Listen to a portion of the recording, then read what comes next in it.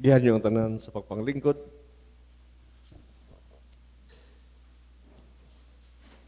Mayong buntag sa tanan.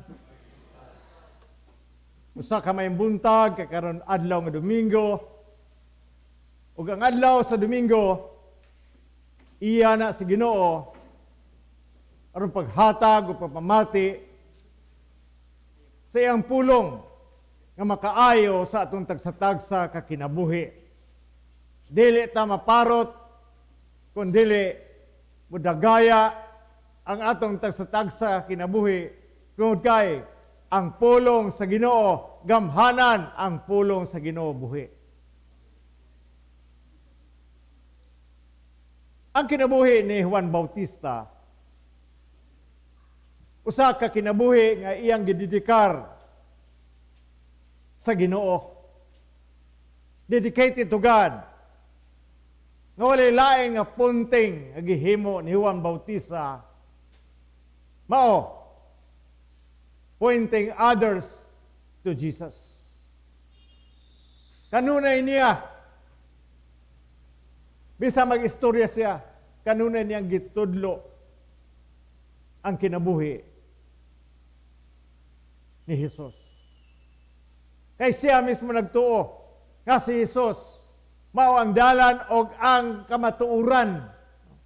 Ang mutuo kaniya naay kinabuhing dayon. Pointing others to Jesus, who is the way, the truth, and the life, to the coming sa iyang gitawag nga gingharian.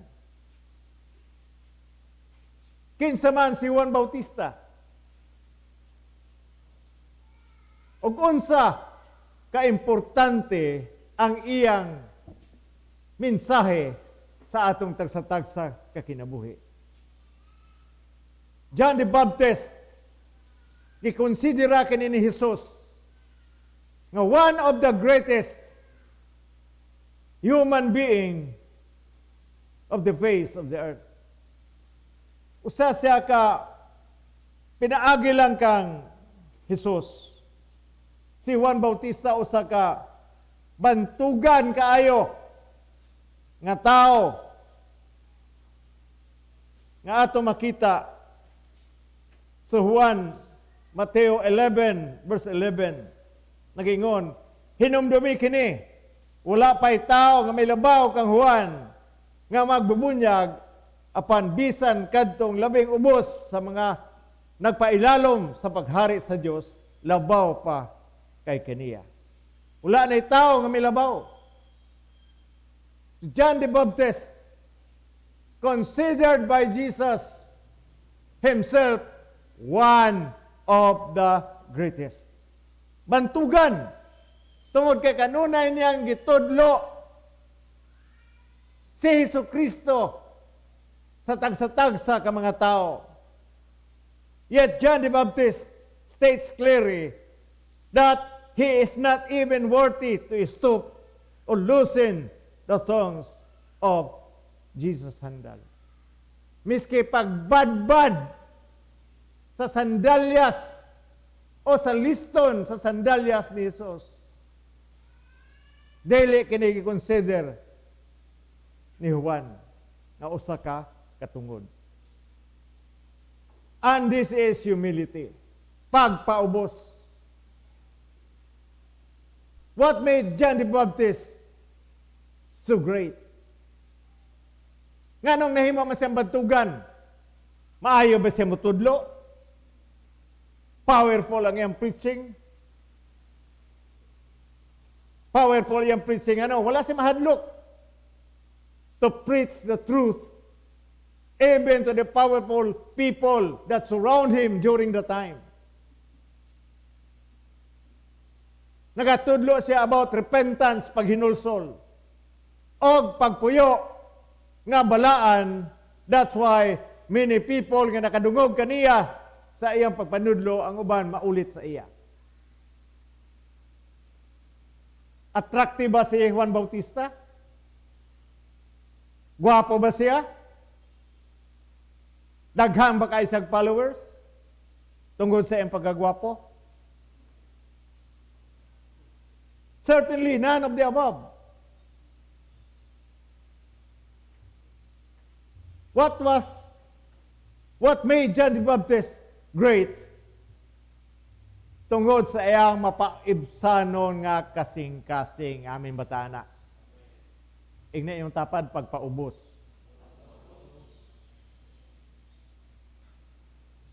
What made John the Baptist great was his humility, with which he pointed everyone to Jesus, preparing the way of his coming. Siya nagaandam sa pag-abot ni Ginoong Hesukristo. Kita karon nagpaabot sa Pasko. Pangutan unta kumusta man yung Pasko? Mingaw pas. Basta mingaw.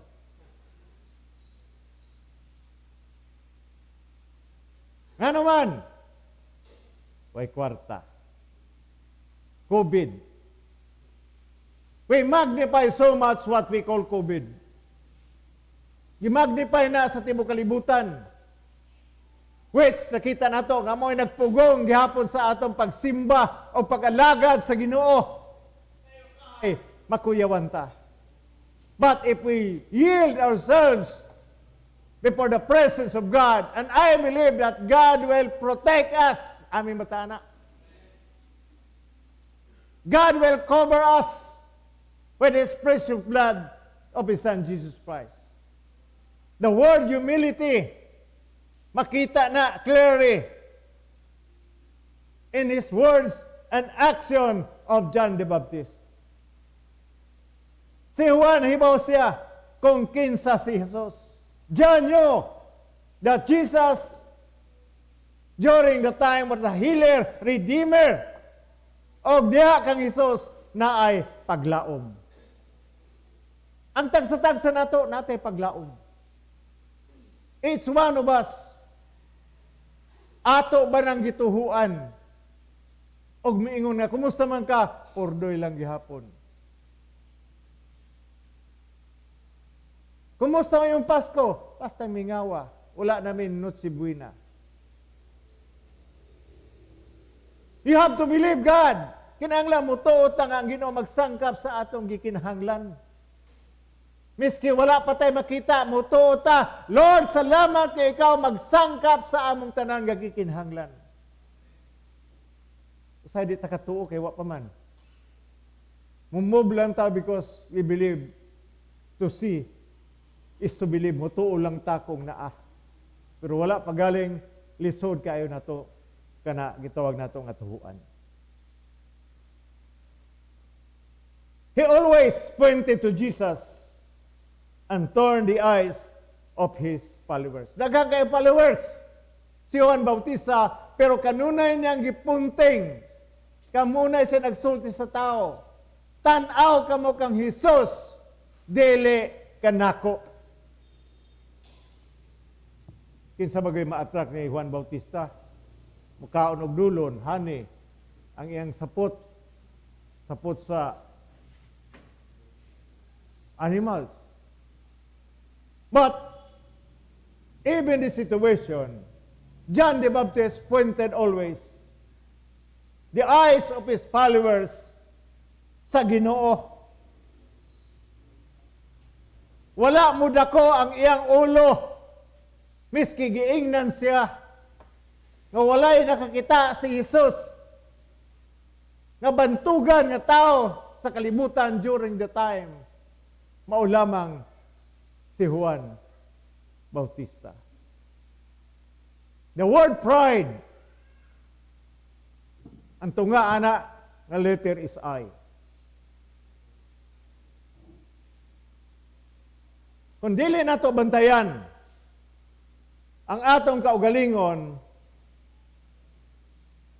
one of the greatest struggle nato sa atong kinabuhi is pride, aming batana. Mapobre-pobre ng tao, naginigarbo. Biski na way kanon, naggarbuso kaya mo nga na. Kinahanglan kagtabang brad, wala, nakaibugas lang, bisaw diha, naa.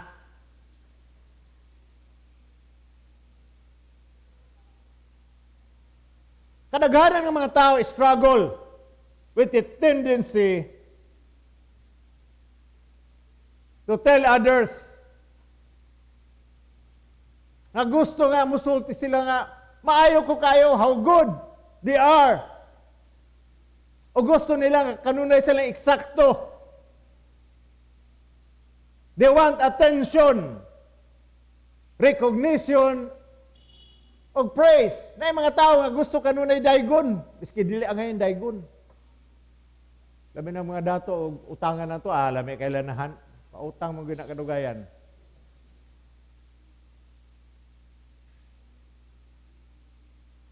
Mga tao nga tagas kay og pride na gitawag nga self-elevation.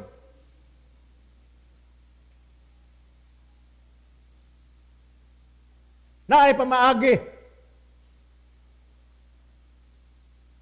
Nga nabati nila sa ung kagalingon feeling important. Gusto permi daygon. Now in Proverbs chapter 29. Hinay lang taan Proverbs 29 verse 23. Sige yun. Ang garbo makapukan sa tao, apan ang mapaibsanon tahuron. Amin batana. Bala nang magsabay sa imo da, pagpaubos lang. Ayog balos. Bisag pag-unsa ilang isulti nato, ayaw balos. Bisag unsa nga klase nga atake, ayaw balos. Kaya ang garbo makapukan sa tao, apan ang mapaubsanon tahuron.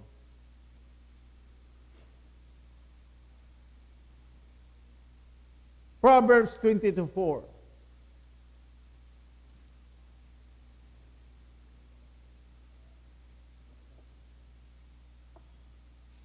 Pagbaton o kahadlok o pagtahod sa Ginoo o pagpaubos o makabaton kag mga bahandi dungog o taas nga kinabuhi.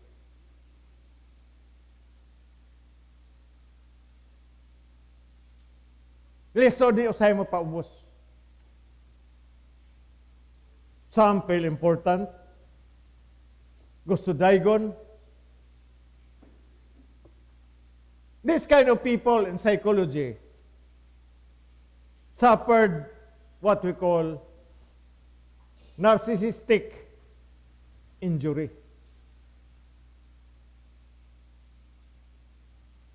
Sa kaning mga tao nga kung imong i-reprimand, they triggered a response of rebellion.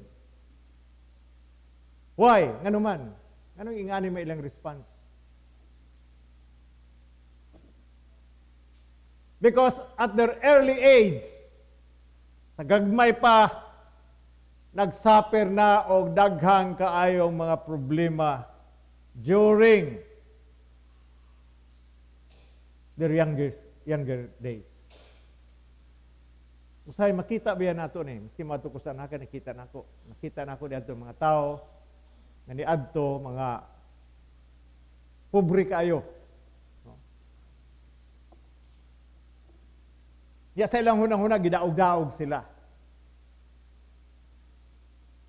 Pero pagka asinso na, nakaadto nag-Japan, nakabana og Amerikano nga tigulang, magpabalay ko na nga dagko kayo, sig duhara sila kabuok. Mo ni gitawag na to psychology narcissistic injury. Kaya di thinking sa gagmay pa sila gidaog-daog. So usahay nawala ang gitawag nato nga mapaubsanon nga kasing-kasing. Ang nitukar sa ila mao ang gitawag nato nga pride. Preparing the way of the coming of Jesus as Christians. Nga mo punting ta kanunay kang Hesus. Nga ikitaon ta mga Kristohanon magsugod ta pag-develop sa katuyuan sa kinabuhi ni Kristo and know that the Lord is coming soon. Gitawag ta para pagpamati the Word of God. Si Juan Bautista, nagasugod sa pagsangyaw sa pulong sa Ginoo to the people of Israel. Regarding people unconcerned of the things of God. Dili ang tatang mga tao ni ining simbahan nga dili ta concern. Concern ang tata sa mga butang nga iya sa Ginoo aming bataana. Ang relasyon nato sa atong kaigsuunan, ato ning bantayan, ato ning i-preserve.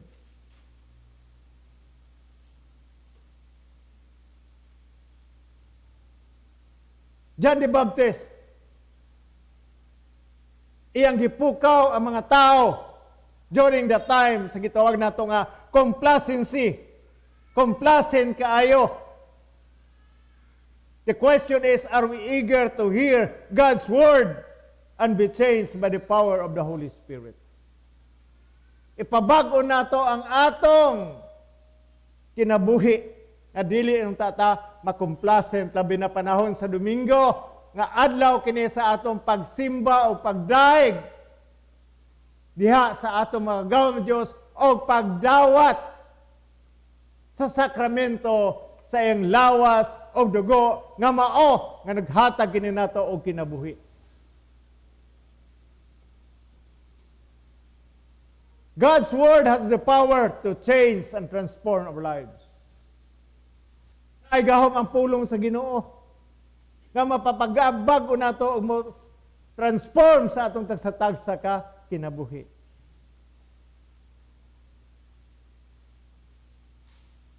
Kinahanglan nga dili ta magdumot, amin bataana. Kinahanglan nga kita mo pasaylo, amin bataana. Kaya kung gusto niyo masakit mo, ayaw mo pasaylo. Pero na. Matingala lang ka, anong naman kay kanser.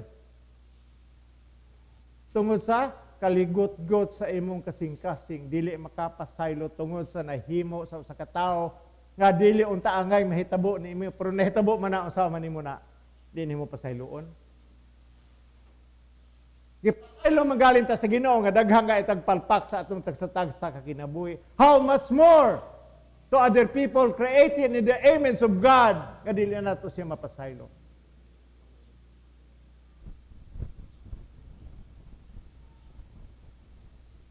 Mahimo unta tang suga that point to other to Jesus, makita unta atong kinabuhi.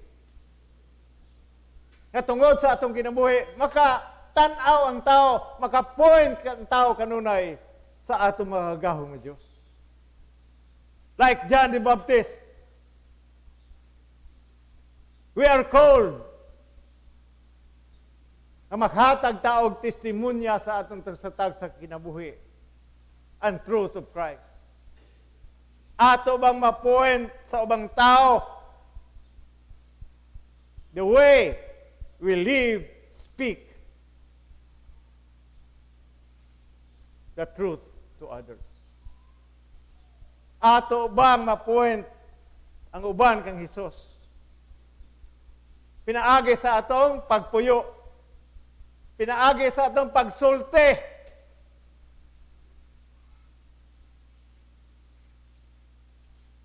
dili chismis, dili gossip, dili pandaot.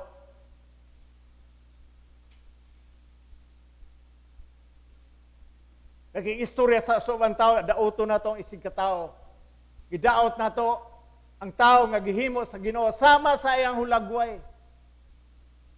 We want to destroy that person. Kay gusto gyud ka makig-even sa iya. Gusto gyud ka niya ipin down.